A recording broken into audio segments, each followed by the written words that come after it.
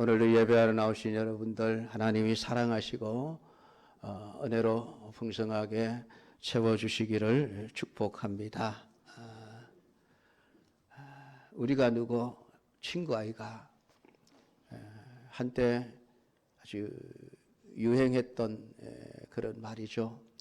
친구라는 영화가 히트를 치면서 어디를 가든지 우리가 누구 하는 그런 말들을 쉽게 들을 수 있었습니다. 우리가 누굽니까? 한번 따라합시다. 성도 아이가. 그래요. 진짜입니까? 진짜 성도입니까? 여러분, 우리가 누군가라고 하는 것, 자기를 아는 것 대단히 중요한 문제입니다. 나를 안다는 것은 내가 어떤 존재여야 하고 또 내가 어떤 사람인가를 아는 것이죠. 우리가 성도라고 부르는데 성도라고 하는 이름의 종이가 무엇입니까? 그냥 한문으로 성도라는 뜻은 거룩한 무리라는 뜻이죠. 여러분, 거룩한 무리 맞습니까? 성도라는 존재는 하나님을 빼고는 설명이 되지를 않습니다. 하나님을 믿는 사람들을 성도라고 부릅니다. 그분들이 거룩한 무리라는 것이죠. 근데 그래도 하나님도 참 여러 모양으로 나타나시거든요. 어떤 하나님을 믿느냐라고 하는 게 대단히 중요합니다. 엉터리 가짜 하나님도 많거든요. 사람들이 하나님이라고 부르지만은 가짜 하나님을 세워놓고 이게 하나님이다. 그러는 경우도 많이 있습니다. 그렇기 때문에 내가 하나님을 믿는데 내가 믿는 하나님이 어떤 하나님인가 하는 것을 정확하게 바로 아는 것은 대단히 중요합니다. 우리가 믿어야 할 하나님에 대해서 성경이 기록을 해놓고 있습니다만은 성경이 양이 너무 많지 않습니까? 읽으려면 머리도 아프고 그 내용을 다 머리에 집어넣으려면 머리가 터질 것 같고 그래서 우리 앞선 분들이 참 지혜롭게 성경의 하나님을 아주 엑기스만을 뽑아서 정리를 해놓은 게 있습니다. 그게 사도신경입니다. 사도신경. 우리가 예배를 드릴 때에 늘 고백하는 우리의 신앙 고백이 사도신경이죠. 사도신경이라는 말은 사도들이 믿은 내용이라는 뜻입니다. 예수님의 12 제자들이 무엇을 믿었는가? 그것을 살펴서 이것을 믿었구나. 그래서 정리를 해놓은 것이 사도들의 신앙 고백이었고 그 사도들이 했던 신앙 고백이 끊임없이 이어져 와서 오늘 우리 개혁교회인 우리 한국교회 우리 교회 모든 성도들까지 예배 때마다 사도신경을 고백하고 있습니다. 이 신앙 고백을 할 때마다 우리는 진정으로 고백을 해야 됩니다. 어떤 교회를 보면은 그냥 예배 시간 하나의 순서에 들었으니까 빨리빨리 그냥 외우고 지나가자. 그래서 사도신경 신앙 고백을 하면 얼마나 말이 빨라지는지 머리에 생각을 정리할 겨를도 없이 후딱 아멘 하고 끝나버립니다. 뭔 전쟁이 일어난 것 같아요. 누가 잡으러 쫓아오는 것처럼 어떻게 엔진을 달았는지 말을 어떻게 잘하시는지 사도신경 암송하는데 그렇게 입이 잘 돌아가시는지 따라갈 수가 없어요. 근데 여러분 신앙 고백은 그렇게 하는 게 아니죠. 예배 시간 한 5분쯤 더 길어진다 할지라도 우리의 신앙 고백은 내가 도대체 뭘 믿고 있는지 그 내용 하나하나를 찬찬히 생각하면서 진짜 고백하는 것이 돼야지. 하나님 내가 이것을 믿습니다. 그 고백하는 것이 되어져야 되죠. 사도신경은 암송하기 위한 게 아닙니다.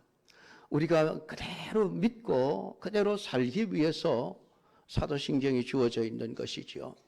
그래서 고백할 때마다 정말 내가 믿는 하나님이 어떤 하나님인가, 내가 무엇을 믿고 있는가를 하나하나 생각하면서 고백해야만 됩니다.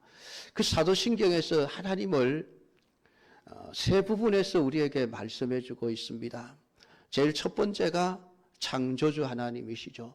전능하사 천지를 만드신 하나님 아버지를 내가 믿사오며, 여러분들이 신앙을 고백할 때 가장 먼저 해야 될 것이 하나님이 창조주이십니다.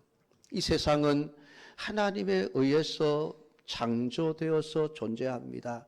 여러분, 이게 믿어져야 되죠. 이걸 믿어야 됩니다.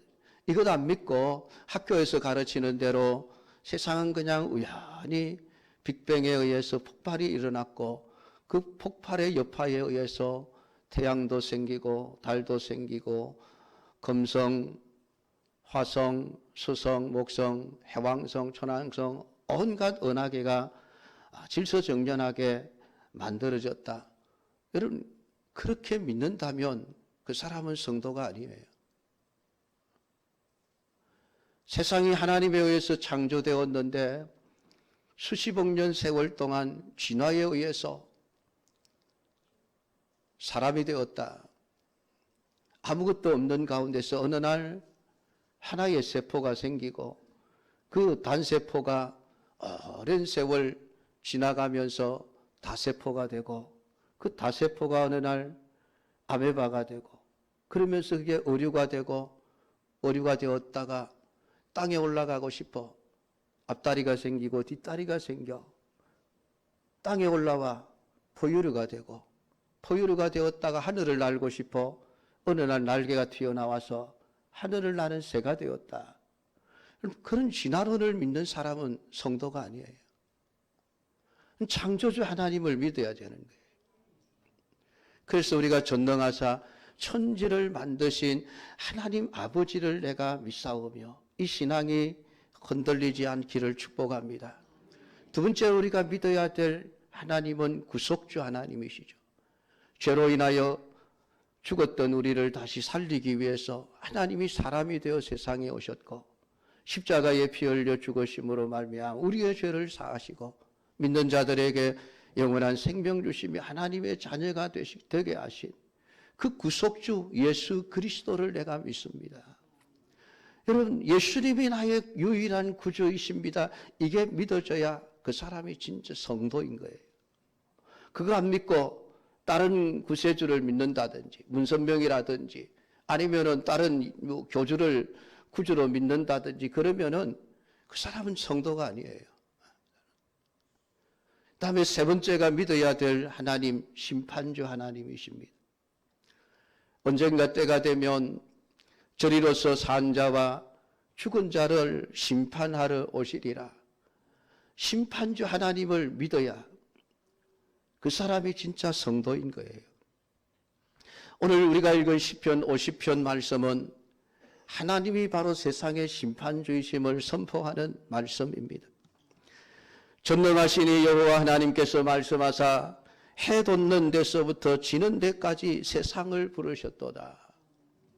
하나님이 동쪽 끝에서 서쪽 끝까지, 이 말은 온 세계에 있는 모든 사람들을 하나하나 불러내신다는 말씀입니다. 왜 무엇하러 불러내십니까? 오늘 6절은 하나님 그의 공의를 선포하리니 하나님 그는 심판장이심이로다. 세상을 심판하시기 위해서 때가 되면 하나님이 세상에 있는 모든 사람들을 하나님 앞으로 하나하나 불러내시는데, 그 부르심에 거절하고 거부하고 가지 않을 수 있는 존재는 한 사람도 없습니다. 그 심판하시는 하나님이 얼마나 무서운지 3절은 우리 하나님이 오사 잠잠하지 아니하시니 그 앞에는 삼키는 불이 있고 그 사방에는 광풍이 불리로다. 얼마나 무서운 광경입니까? 하나님의 공의의 심판이 얼마나 두려운지를 우리에게 가르쳐 주는 말씀입니다. 이 하나님의 심판대 앞에 모든 인생들이 다 서게 되어지는데 놀랍게도 하나님은 5절에 보면 이르시되 나의 성도들을 내 앞에 모으라 라고 말씀하고 있습니다. 땅끝에서부터 불러 모은 모든 사람들 가운데서 성도들을 따로 모으라는 거예요. 성도들을, 나의 성도들을 따로 모아라. 하나님께서 마지막 심판대 앞에서 성도인 자와 성도 아닌 자를 구별하시는 겁니다. 마태복음 25장의 비유를 통해서 목자가 양과 염소를 갈라놓듯이 마지막 때 하나님의 심판하시기 위하여 세상의 모든 자들을 하나님의 심판대 앞으로 불러 모으실 그때에 성도들을 따로 모으라. 왜 따로 모으십니까? 세상을 심판하시는데 그 심판 가운데서 구원하시기 위해서 영원한 천국으로 우리를 들여보내시기 위해서 하나님은 자기의 성도들을 따로 불러 모으시는 거예요. 구별하여.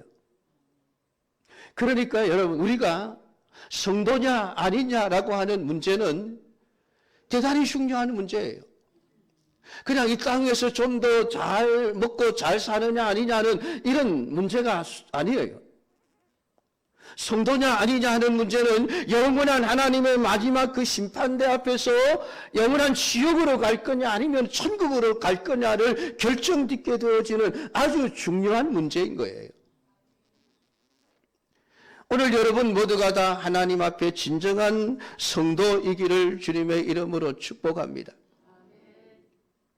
그런데 하나님은 누가 성도냐에 대해서 하나님 자신이 가지고 있는 정의를 내리고 있습니다. 그들은 제사로 나와 언약한 이들이니라 라는 말씀으로 성도를 정의하고 있습니다. 사람들이 성도가 어떤 존재냐라고 정의하는 것도 중요하겠지만은 하나님이 어떤 사람들을 성도라고 부르시는가라고 하는 것은 더 중요합니다. 제사로 나와 언약한 자들이 바로 나의 성도들이다. 하나님은 그렇게 말씀을 하고 있습니다. 다른 조건이 없습니다. 제사와 그 제사를 통한 하나님과의 언약입니다. 이 두 가지가 갖추어져 있는 사람이라야 하나님은 성도라고 인정을 하신다는 것입니다. 그냥 교회를 다니는 자가 아니에요. 물론 교회를 다니는 자가 다 성도일 수도 있지만은 성도가 아닐 수도 있습니다. 예수님이 그것을 말씀하셨습니다. 예수님이 밭에다가 알곡을 뿌려 놓았는데 알지 못하는 순간에 악한 자가 와서 가라지를 뿌려 놓았습니다. 날이 새서 보니 밭에 알곡과 가라지가 같이 자라고 있습니다. 주인님, 가라지를 뽑을까요? 아니다, 그냥 두어라. 가라지를 뽑다가 혹시나 알곡을 뽑으면 안 되니까 추수 때까지 그냥 내버려 두어라. 추수 때가 되면 그 추수하는 사람들이 알곡과 가라지를 하나하나 구별해서 가라지는 불 속에 던져 넣을 것이고 알곡은 창고에다 들여다 놓을 것이라. 예수님도 그렇게 말씀하셨습니다. 마지막 심판 때가 되면 성도와 성도 아닌 자들을 분명하게 구분하시는데 성도는 제사로 하나님과 언약한 자들이라는 것입니다. 여러분은 성도입니까? 아닙니까? 성도가 맞으면 아멘 하시기 바랍니다. 그러면 성도라고 여러분이 인정을 한다면은 여러분에게 뭐가 있어야 됩니까? 제사가 있어야 합니다. 제사가 여러분의 인생의 어떤 일보다도 중요한 일이 되어져야만 합니다. 왜냐하면 하나님께서 우리의 제사를 보기 때문입니다. 그 제사가 없는 성도는 성도가 아닌 거예요. 물론 제사를 드려도 형식만 갖추었다고 제사를 드린 것이 아닙니다. 그 제사가 가지고 있는 의미가 무엇인가를 우리가 정확하게 알고 제사를 드릴 수 있어야만 되는데, 제사는 하나님과 우리 사람 사이에 맺은 언약의 매개체가 제사입니다. 그러니까 하나님 앞에 제사를 드릴 때마다 우리가 생각해야 될 것은 하나님과 우리 사이에 맺은 언약의 내용이 무엇인가를 늘 생각해야 되는 거예요. 제사는 하나님과 우리 사람 사이에 맺은 계약의 내용을 기록해 놓은 계약서라고 볼 수가 있습니다. 그러니까 계약서의 내용을 자세하게 알고 있어야 되죠. 여러분이 집을 사고 팔든지 아니면 물건을 사고 팔든지 할 때에 계약서를 작성하지 않습니까? 그 계약서를 작성할 때에 반드시 계약서 내용을 하나하나 읽어보시지요. 토시 하나 틀리지 않게 단어가 가지고 있는 의미가 무엇인지, 문장이 가지고 있는 의미가 무엇인지를 설명을 듣고 거기에 대해서 이해가 되고 나야 사인을 하게 되어집니다. 내용이 뭔지도 모르고 사인을 했다가 낭패를 당하기가 십상이죠. 그리고 사인을 하고 나면은 반드시 쌍방이 그 계약서의 내용을 지켜야 됩니다. 그렇지 않습니까? 2년 동안 전세로 살기로 계약을 했다 그러면은 2년 동안 살게 해야 되죠. 집주인도. 그 전에 내보내려고 하면은 반드시 이사 비용을 줘야 된다든지 손해에 대한 배상을 해주도록 되어져 있습니다. 그러니까 어느 한쪽이 계약의 내용을 어기면은 상대방에게 반드시 손해배상을 하도록 되어져 있습니다. 그래서 계약서를 작성하고 난 이후부터는 그 계약의 내용을 지키는 것이 중요해지는 거예요. 하나님께서 너와 나는 제사를 통해서 계약을 맺은 관계라라고 우리에게 말씀을 해주고 있습니다. 그러니까 제사 안에는 하나님과 사람이 맺은 계약의 내용들이 담겨 있습니다. 그 내용이 무엇입니까? 제물의 피를 흘리면은 내가 너희들의 죄를 사해 주겠다는 약속입니다.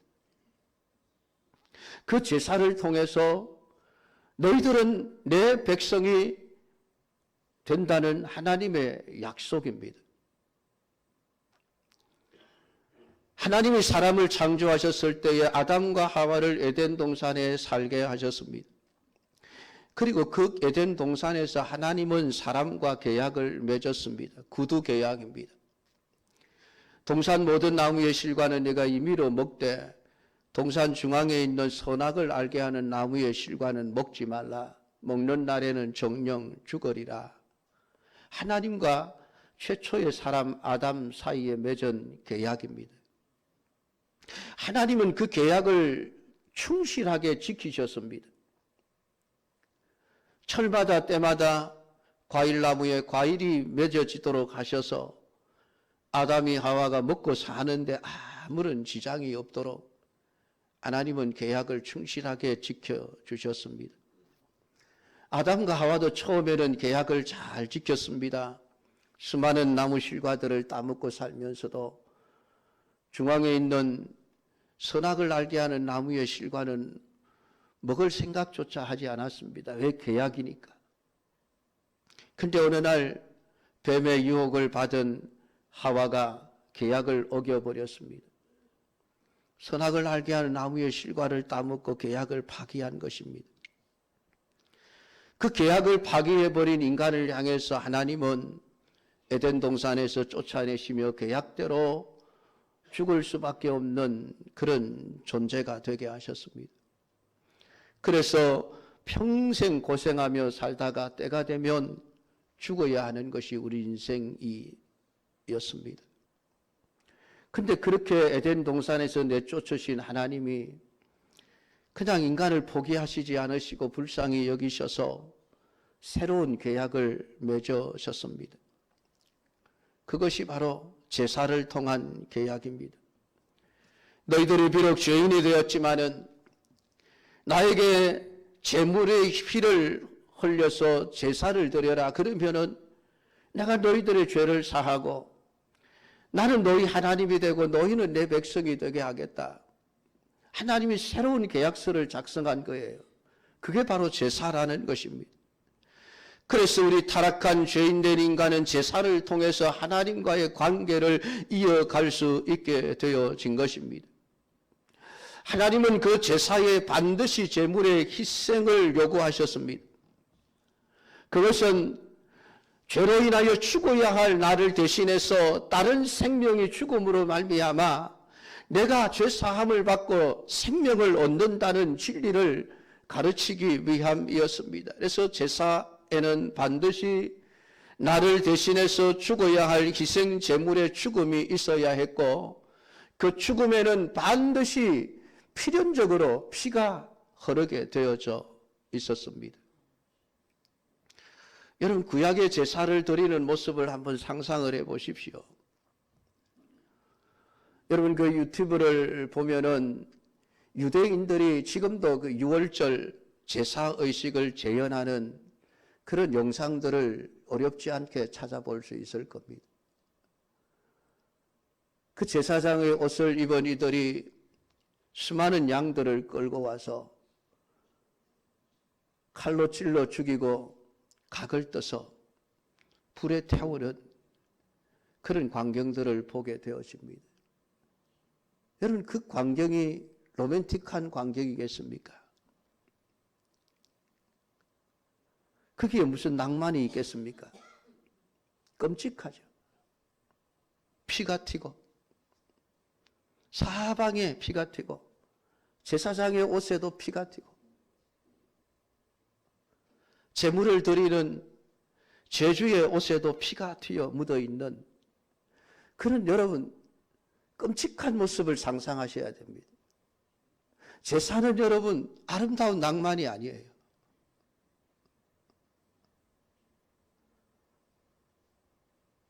죄를 지은 사람이 죄사함을 받기 위해서 양을 끌고 제사장을 찾아오면 제사장은 그 제주에게 양의 머리에 손을 얹으십시오.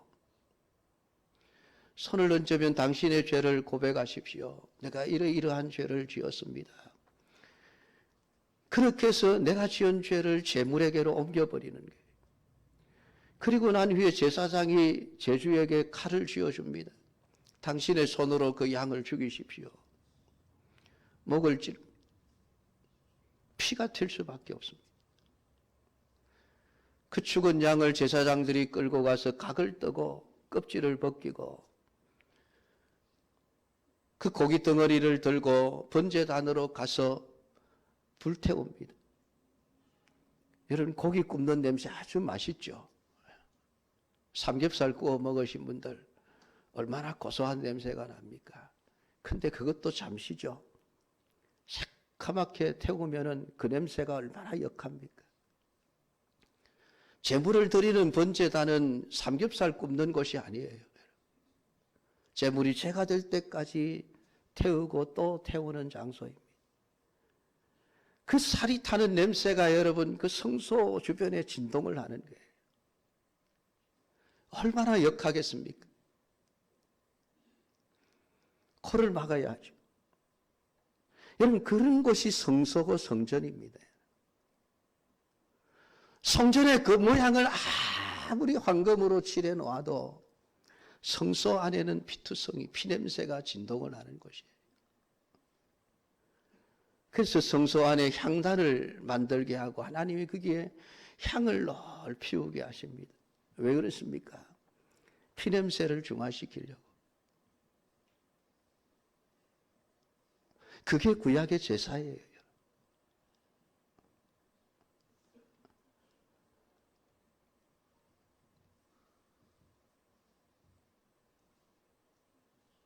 구약의 제사를 우리가 지금도 드려야 된다고 한번 상상을 해 보십시오. 이 예배당 안에 이렇게 깨끗할 수가 있습니까? 여기에 피냄새가 나고 사방천지에 핏자국이 묻어 있고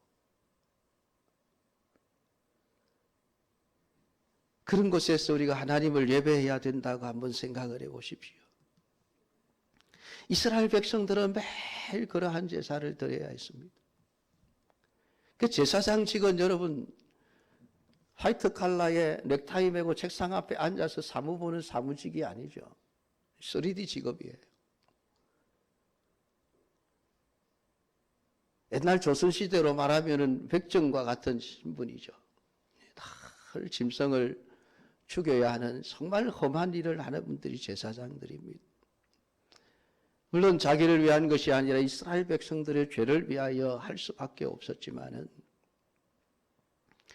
그렇게 매일 수십 마리, 수백 마리, 어떤 때는 수천 마리의 제물을 잡아서 피를 흘려 제사를 드려야만 했습니다.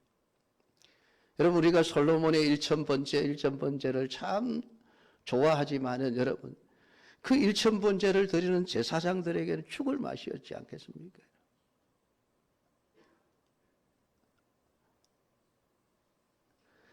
제사에서 그 과정도 중요하지만은 더 중요한 것은 왜 제사를 드려야만 하는가 하는 제사의 내용입니다. 그 제물을 죽임으로써 내가 죄사함을 받고 생명을 얻고 하나님의 백성으로서 살아갈 수 있게 된다는 속죄의 은혜입니다. 제사를 드리는 사람들은 항상 제사를 드리면서 그것을 잊지 말아야 돼요. 죄가 얼마나 무서운지를 기억해내야 됩니다. 죄를 지으면 저렇게 죽을 수밖에 없구나 하는 내용을 알아야만 하는 것입니다. 제물의 죽음을 보면서 내가 다시는 죄를 지어서는 안 되겠구나 하는 결심을 해야 되는 거예요. 그게 제사의 내용입니다. 여러분, 오늘 우리가 신약시대에 태어난 것이 얼마나 감사한 일입니까? 저는 참 감사해요. 이 신약시대를 태어난 것. 우리가 구약시대에 태어났다고 한번 생각해 보셔요. 날마다 제사를 드려야 했지 않겠습니까? 우리가 날마다 죄를 짓는 존재 아닙니까? 나는 깨끗해, 나는 죄 안 짓고 살 수 있어. 여러분, 그러실 자신이 있으십니까? 아마 몰라도 우리 어쩌면 하루에 제물을 여러 마리 드려야 했을지도 모르겠습니다. 1년 365일 과연 제사를 드리지 않을 수 있는 날이 우리에게 있었을까요? 그 제물로 드려지는 양이나 소의 값을 따져보십시오, 여러분. 그게 적은 돈입니까? 물론 그때는 목축 시대니까 뭐 양이나 소떼가 그렇게 귀한 것은 아니었지만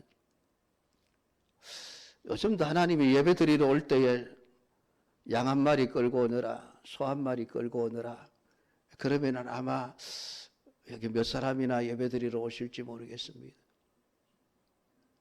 양 한 마리 적어도 몇십만 원 하지 않습니까? 소는 얼마나 합니까? 송아지 아마 한 100만 원 넘어 하지요, 아마.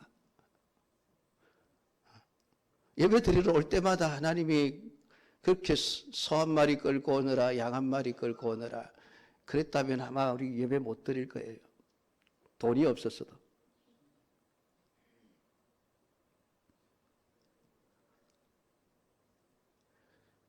주일날 헌금 드리는 거 가지고 왈가왈부 참 사람들이 많은데, 여러분, 구약시대 생각해 보면은 그 왈가왈부 할 내용이 아니죠.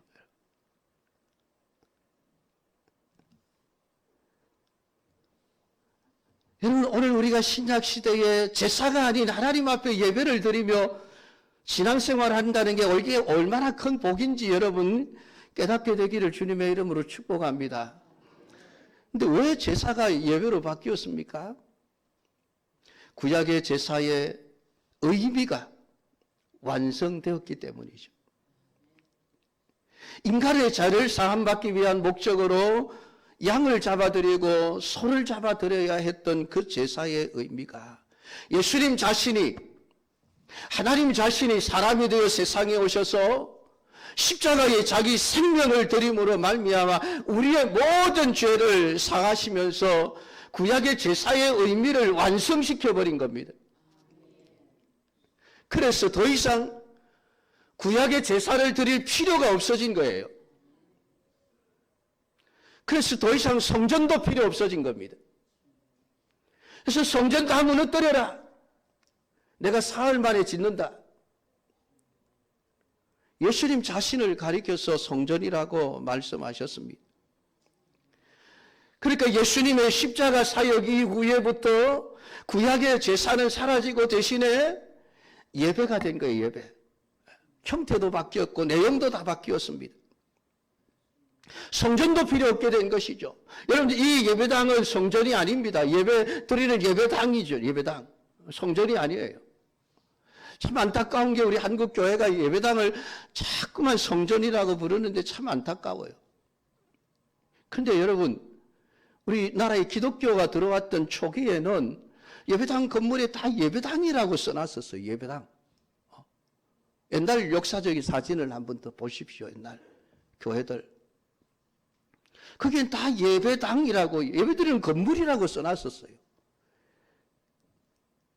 이게 70년대, 80년대 들어오면서 그냥 전부 물질적인 그러한 것이 중요해지면서 그걸 복이라고 여기면서 예배당을 성전이라고 부르기 시작한 것이 잘못된 거예요. 빨리 고쳐야 될 거죠.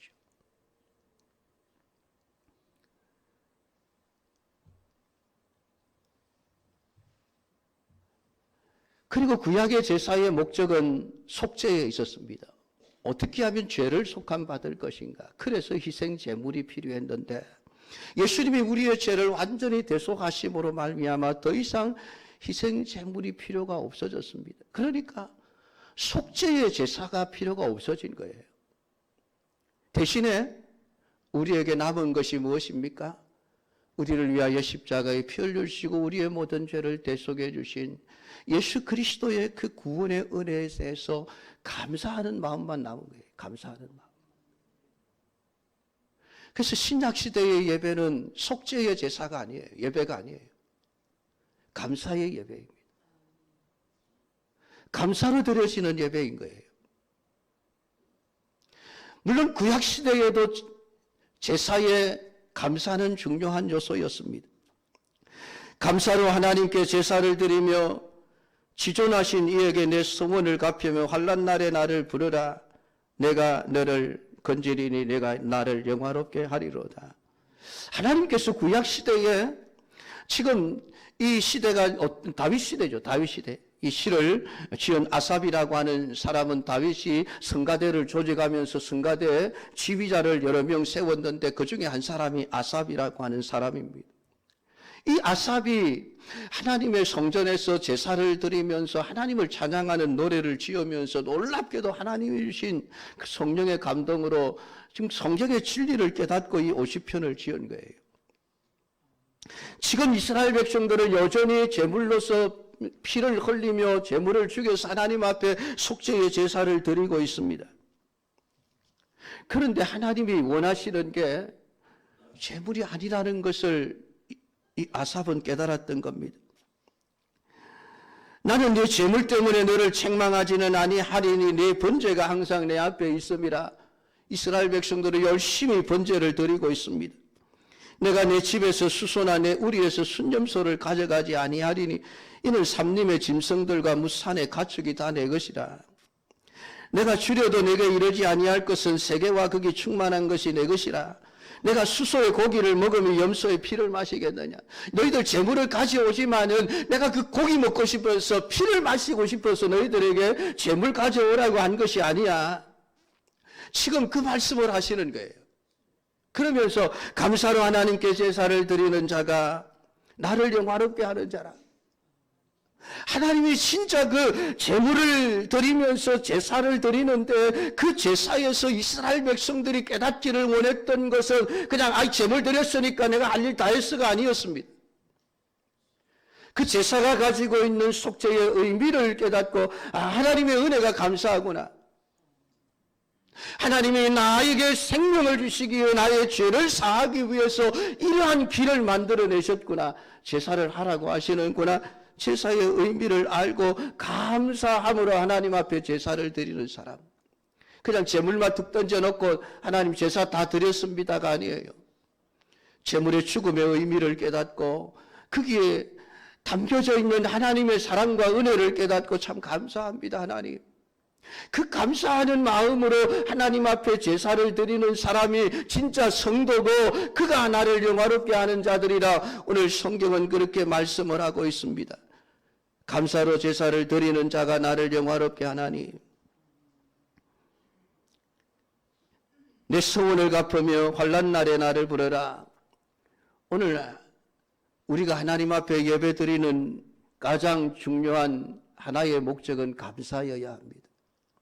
여러분, 한 주간 동안 세상에서 살면서 하나님이 여러분들을 어떻게 도우셨는지, 또 여러분을 죄에서 구원하시기 위해서 하나님께서 어떻게 역사하셨는지를 생각하며 예배 드리러 올 때에 여러분 감사하는 마음을 가지고 오셔야 합니다. 다른 거 다 안 가지고 오셔도 감사하는 마음만은 가지고 오셔야 돼요. 그게 없으면 제사가 아니에요, 여러분. 예배가 아닌 거예요. 예배 드릴 때 여러분, 아이고 세상에서 힘들었으니까 하나님의 위로를 받겠다는 하는 마음으로 오셨습니까? 목적이 잘못된 거예요.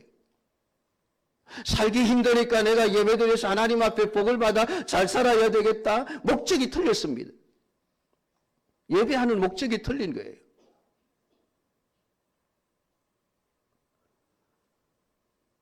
하나님이 원하시는 예배는 감사예요. 감사. 감사하는 마음으로 하나님을 찬양하고 기도하고 예배하십시오.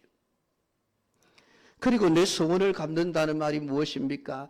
하나님과 제사를 통해서 계약을 맺을 때에 나는 너희 하나님이 되고 너희는 내 백성이 되고 너희들이 내 백성이 되었으니까 내 율법대로 살아야 되겠지. 예, 알겠습니다. 그 내용이에요. 너 약속했잖아. 제사를 드리면서 하나님의 백성이 되겠다고 약속했고 말씀 지키겠다고 약속했잖아. 그게 네 소원을 갚으며라는 뜻입니다. 왜 계약을 안 지키느냐는 거예요. 계약 잘 지켜라. 그리고 난 이후에 네가 환난 날에 나를 부르라. 예배도 제대로 안 드리면서 그냥 하나님 앞에 하나님 힘들어요 도와주세요. 환난을 만났다고 하나님 앞에 부르면 하나님이 아이고 그래 잘 왔다 그러시겠습니까, 여러분? 아니죠. 감사로 제사를 드리는 자가 하나님을 영화롭게 하나니 이게 먼저 되어져야만 합니다. 그리고 나서 환난을 만났을 때에 하나님께 부를 때에 하나님이 우리를 건져주시는 것이죠. 그러니까 하나님이 우리를 환난 가운데서 건져주시는 것은 여러분 예배의 목적이 아니에요. 그것은 내가 하나님 앞에 올바른 예배를 드리고 나면 하나님이 우리에게 그 예배를 기쁘게 받으시고 하나님이 우리에게 주시는 선물들이죠. 근데 이게 뒤집어지면 안 되는 거예요. 여러분 명절날 세배하러 가지 않습니까? 세배의 근본적인 목적이 무엇입니까? 어른 공경합니까? 어른 공경. 어른을 공경해서 정말 그 어른 앞에 엎드려 세배를 하고 나면 그 어른이 세배를 받고 마음이 기쁘니까 세뱃돈을 주시지 않습니까? 근데 요즘은 다 뒤집어져 버렸어요. 어른 공경하는 마음은 저리 가쁘고 없고 자꾸 세뱃돈이 우선이에요. 세뱃돈. 이게 잘못된 건 아니에요, 여러분. 우리 예배가 그렇게 되면 안 된다는 거예요. 하나님 앞에 감사로 제사를 드리는 자가 나를 영화롭게 하나니 하나님을 영화롭게 하는 길 멀리 있는 것 아니에요. 예배만 잘 드리면 진짜 감사하는 예배를 드리면 하나님이 영화롭게 되시는 거예요. 여러분 성도입니까? 성도가 누구입니까? 감사로 제사를 드리는 자가 나의 성도들이라. 제사로 나와 언약한 이들이라. 하나님 말씀하십니다. 구약의 제사가 왜 신약으로 바뀌었는지, 우리가 신약에 하나님 앞에 예배를 드리면서 우리에게 있어야 할 것이 무엇인지, 날 예배할 때마다 감사하는 마음을 가지고 하나님을 높이고 찬양하며 예배하는 참된 성도의 삶을 살아내시기를 주님의 이름으로 축복합니다. 기도하겠습니다. 하나님.